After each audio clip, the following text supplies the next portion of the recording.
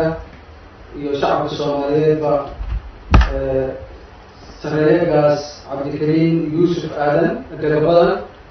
oo ahaa baanduulidii hore xoogga dalka Soomaaliyeed si fiican ummadda Soomaaliyeed ugu wada taqaano hawlihii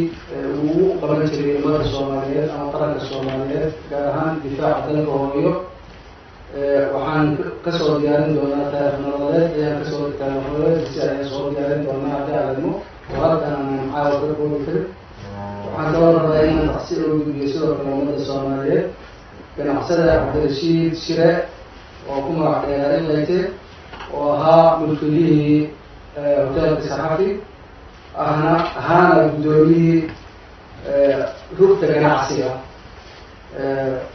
gobolka Banaadir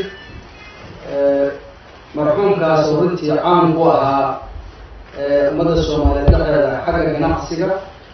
xagga dhaqan wanaagga xagga muxuu ahaa runtii bulshada Soomaaliyeed oo dhan iyo madaxda Soomaaliyeed oo dhan ay aad iyo aad u taqaanay waxaan halkaa ka garanaysaan qofka waxtarka waa ummadda Soomaaliyeed ama shacabka Soomaaliyeed ama markaas shaqada toosa ugu jiro ama se ha ahaado qof ganacsataa ama waxbaranaya ama shaqo kale tahay oo shacabka Soomaaliyeed ama bulshada u haya inaysan u nacaynin ayna dhibaato had iyo jeer ay ku geystaan dadkaas samanaadiinka marka waxaan tacsiir uga daraynaa sidaas oo kaleeto dadkii kaleeto oo la dhintay ayaguna oo ciidan iyo shacabba lahaa runtii shacabka Soomaaliyeed niyadeeda wax jebin karaa ma jirto waxaa weeye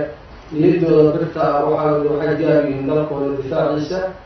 iyo horumarkiisa diyaar yihiin saas waxaan kusoo koobayaa Allah naxariisto samad iimaan Allah naga siiyo ummadda Soomaaliyeed guud ahaan gaar ahaan qoysaskii ay ka geeriyoodeen runtii oo ayaguna laftooda aad iyo aad aan ula qaadanayna tiiraanyada. Wassalaamu calaykum waraxmatullaahi wabarakaatu.